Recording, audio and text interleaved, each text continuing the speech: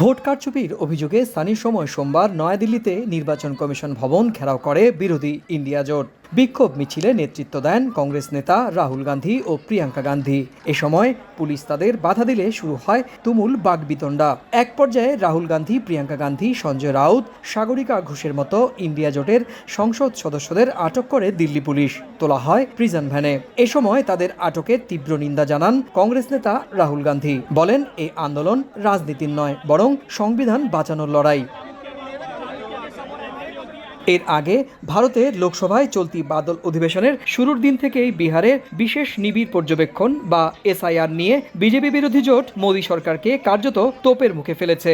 স্থানীয় গণমাধ্যমের খবর, বিহারে এখনো পর্যন্ত ভোটার তালিকা থেকে বাদ পড়েছে প্রায় ৬৫ লাখ ভোটার।